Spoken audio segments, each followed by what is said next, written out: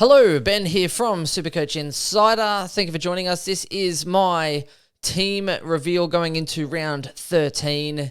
It's been a little bit of a ride. Before we move on, though, please do like, subscribe, share that love. We're kicking on, getting close to that 1,000, so thank you very much for there. And really appreciate all the comments as well. Loving all the feedback and people commenting whether in the same boat or whether they're looking at doing similar things or how batshit crazy we can be sometimes. All is good. Before we move on, SC Insider 100, please like us, Facebook, Twitter, Twitch. Get amongst it there. Also, we have our audio platforms as well if you're interested. Spotify, SoundCloud, iTunes, Google Podcasts, you name it. This is my team. Last week, what I did go with was, I'll explain the train of thought there. It's a little bit hard to know what to do sometimes, and this week is also one of those situations where you're just trying to navigate your way through. Do I need to make all my decisions this week? I guess we have 4 trades next week, so I should have some flexibility there. Now, I scored 2018. If I didn't bring in Reeves last week, I brought in Lachie Neale, and I couldn't afford CCJ. I wanted to, so that would have probably netted me a few more points. Gawn as my VC would have netted me 10 more points, but I went Clayton Oliver, so lucky McRae came through pretty well. I think it was 10 points or 11 points short, so not too bad there. But I scored 2018. Not too bad. Ranked now 333. So I only went up 37 places, which is a little upsetting because I thought 2000 was a pretty decent score. Just shows how hard it is once you sort of get up into that top sort of percent there. Stay tuned, Chris's team as well. And he just said on the podcast he reckons he'll overtake me by around 15. So let's see how that pans out. Chris has been a little bit more ballsy, I think, because he had a lot more mid-prices in his team, so he probably has more trades and is close to a full team. So I guess he is able to make some of those extra aggressive plays at this point. Me, I was more aggressive early. As you know, I was just burning the midnight oil, getting rid of those trades, trying to upgrade and get as many premiums as I could. That were the ones that I felt were kind of must-have or the strongest to get. So when I look at my midfield, I am definitely not upset at this point. Tom Mitchell will be coming back into the mix. But if you just have a look at my team in general, Clayton Oliver, Bontempelli, McRae, Steele, Neale, Walsh, Tom Mitchell, that's a really strong midfield. In defence, I think Houston is probably the weak link here, but again, he can pull up some good numbers. So Laird, Lloyd, Ryan, Stewart, Ridley, Houston, so looking good there. Forward line's a bit where it's sketchy, but again, that's because the forwards have sucked, which I think has kind of held me in strong stead. Plus, we've had a lot of forward rookies playing. That's shown again by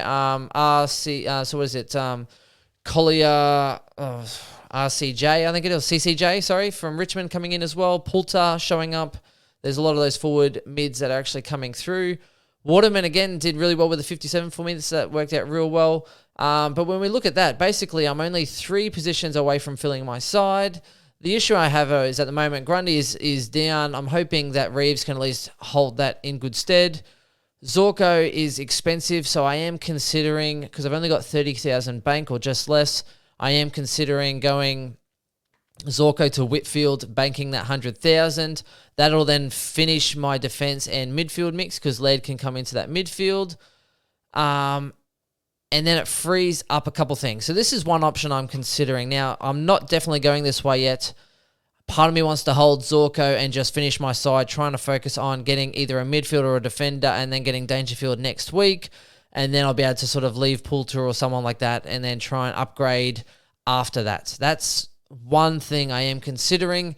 The other thing that I am also looking at with Real coming back this week, after the buys, he could actually be 400,000, could even be less. I'm not sure. Depends how he goes for the first 2 rounds back.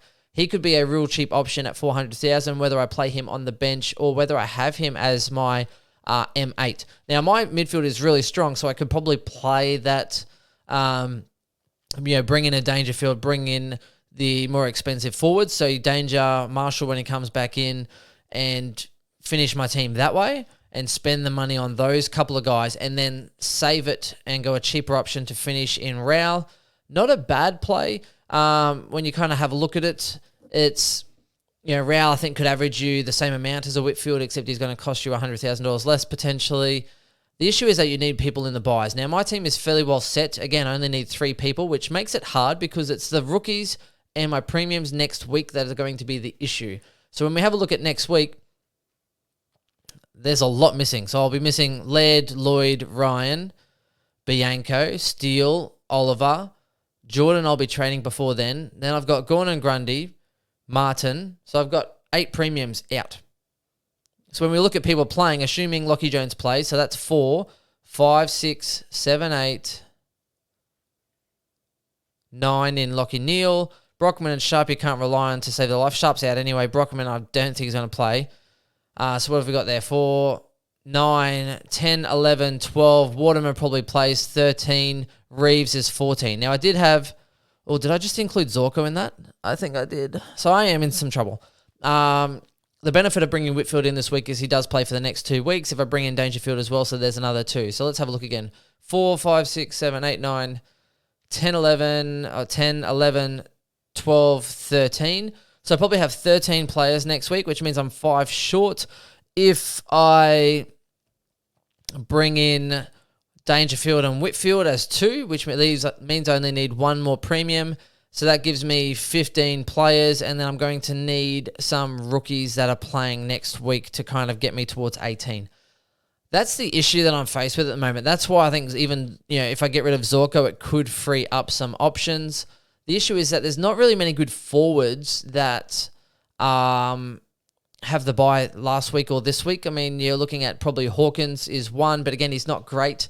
Getting rid of a Zorko to bring in a Dangerfield, and then what? It's a really pain in the ass, to be honest. Because if you're getting rid of him, who else is there? I mean, you could bring in Shai Bolton, I guess. Dangerfield, Shai Bolton, and then have like a Marshall or something or other. Could be the option. So I'd need 2 players. So maybe that or Sidebottom, I guess. And then you're missing out on a Zorko. It's an interesting one. So that is the issue I'm having at the moment. That's a little bit of a dilemma. I'm looking at maybe 15 players, and that's with Dangerfield and Whitfield in my side. Plus, it's going to cost me a lot of trades to get them. So that is also the other issue there as well. Now, one option I can do, if I want to keep Zorko, what I can do is the only way to get there in 2 trades is for me to go probably Warner down and to also get rid of Jordan. Now, I'd like to get rid of RCD, but the problem is I can't afford a good player if I do that. So let's have a quick little look. Change data, break evens, no cash cows. So if I go and bring in CCJ and then bring in a Whitfield, I'll have to swing someone into... Let me switch. There we are. Lairdy, switch.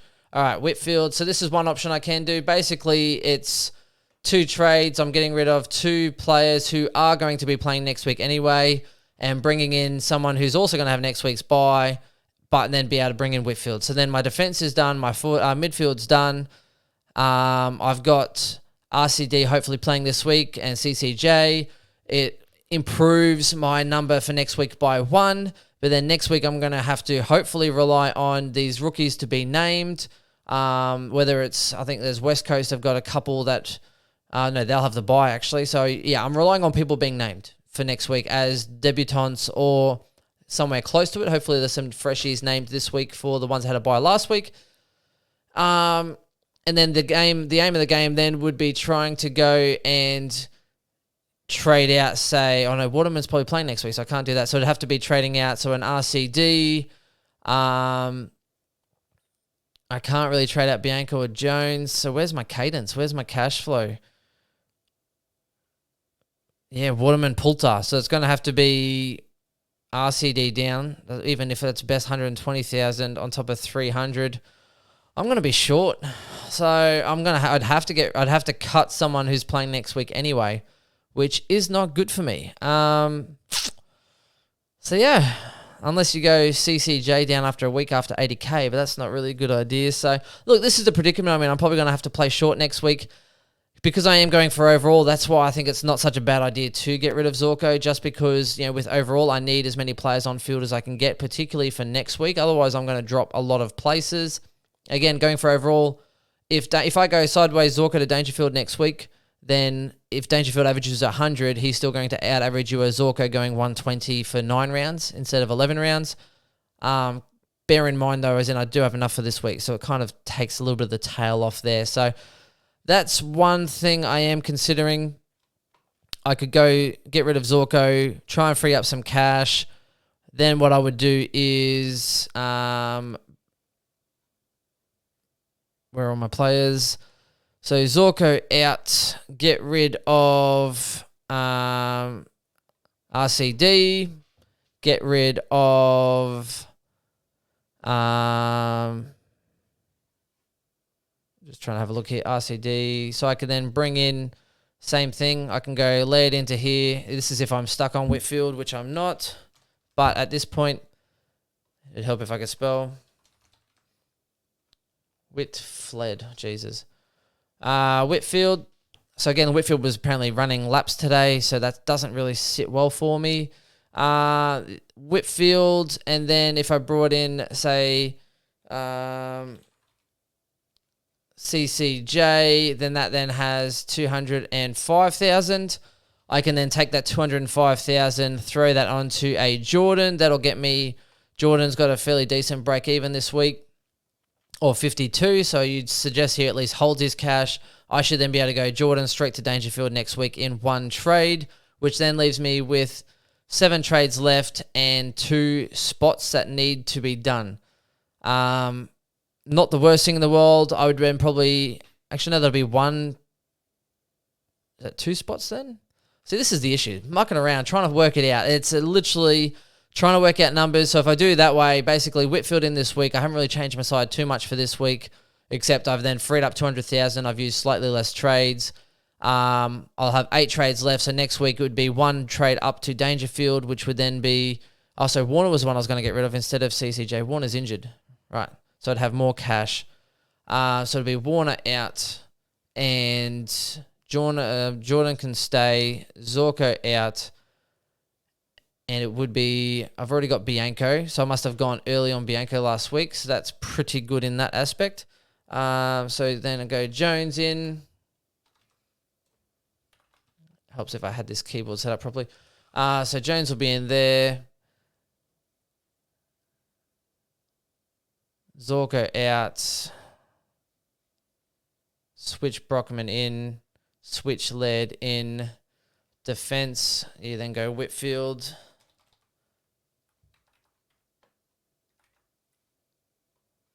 Right.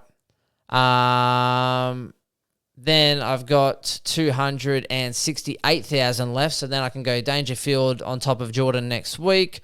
I can then try and look at trading down RCD to a rookie to free up more cash.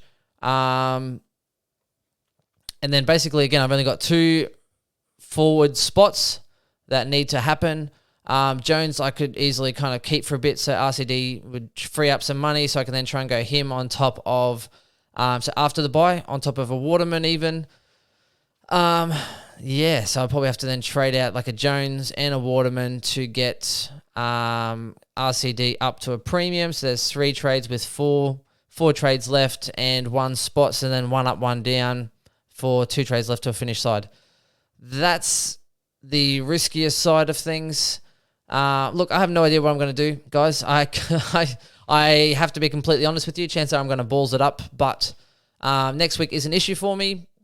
It's an issue for a lot of people. I feel like I probably am going to take a fairly good hit.